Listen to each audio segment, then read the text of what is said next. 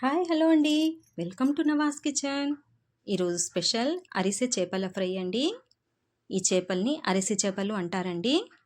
ఈ చేపలతో roasted fry ఎలా తయారు చేసుకోవాలి ఈరోజు చూపిస్తానండి. ఓకే ఫ్రెండ్స్, స్టార్ట్ చేద్దామా? చూడండి, ఇవి అరిసె చేపలు. ఈ చేపలను బాగా శుభ్రంగా కడగాలి అండి. కడిగి ఈ విధంగా ఘాట్లు పెట్టుకోవాలి. చూసారు కదండి ఈ చేపలు.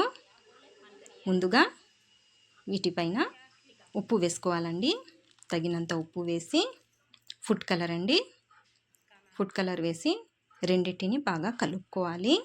ఈ విధంగా కలిపిన తర్వాత ఇందులోకి కబాబ్ మసాలా అండి, ఈ కబాబ్ మసాలాని వేసుకోవాలి.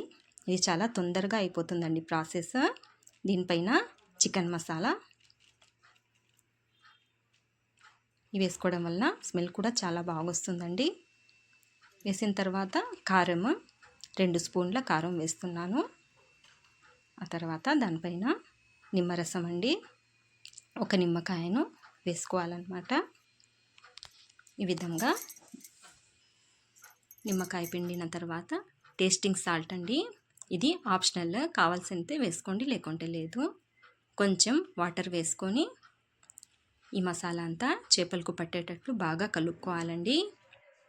ఈ ఘాట్ల మధ్యలో కూడా బాగా ఈ విధంగా పట్టించి ఒక అర్ధగంట దీన్ని మ్యాగ్నేట్ చేసుకుందామండి. ఓకే ఫ్రెండ్స్, ఆ తర్వాత ఆయిల్ వేడయ్యాక ఇందులో ఈ చేప ముక్కలను ఒక్కొక్కటి వేసుకోవాలి. ఇది పూర్తిగా మొత్తం ఒక చేప అండి, తల తోక మాత్రమే తీసేసినాను. మొత్తం ఒక చేప ఇంత ఉంటుంది. ఇది ఈ అరిసె చేప చాలా పెద్దగా ఉండదండి, ఈ సైజులోనే ఉంటుంది.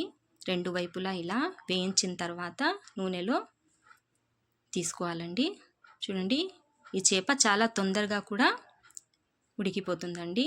ఆ తర్వాత వేడిలో కూడా అంతే, నూనెలో చాలా తొందరగా వేగిపోతుంది.